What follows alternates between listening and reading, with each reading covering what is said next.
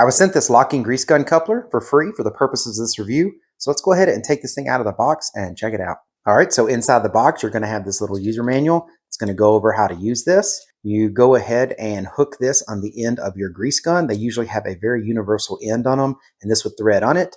And then, of course, when you're ready to put this on a grease nipple to grease whatever you're doing, you would pull this back on the hose. And as you notice, the end of that comes in and out.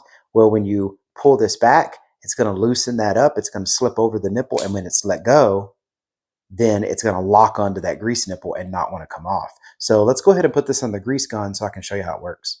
All right, so taking these couplers off of the grease guns are pretty easy, and they're usually pretty universal. You usually have a hex type of head on one side, and then you have a hex type of head on the actual fitting. So I put a crescent on each one of these to loosen it, and it loosened up just fine. So I'm going to unscrew this regular head. As you can see, the grease is there. And I am now going to screw on this new locking head. All right, so I got this new locking head out of the box.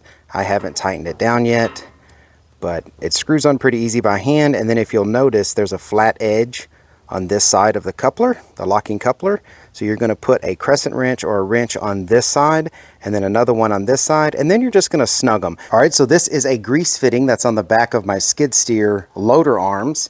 And let me just show you how well these things lock on. Just squeeze this little handle back, which then pushes the front of the coupler out. You slide that over the grease zerk, and then you let go.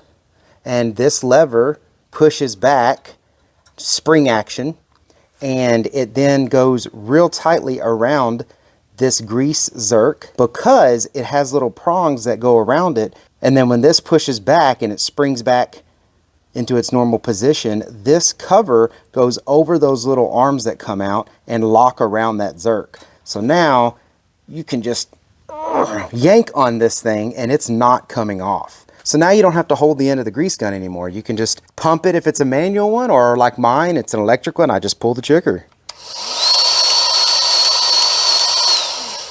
And that's it. And it will hold up to, I think, 12,000 pounds, which is way more than you're going to need. But this even works well when you have a zerk that is locked up, you haven't greased it in a while, and it just needs to really burst through to get that grease in there. These locking couplers hold on nice and tight, and they force that grease into that grease zerk. And then to take this off, you just pull it, which then opens up the little handles in there, and then now it comes off. It's as simple as that. All right, so I hope this review was helpful. If it was, please give it a thumbs up. If you haven't subscribed to the channel, if you would do that, that really helps us out. Thank you very much for watching. I appreciate it. Y'all take care.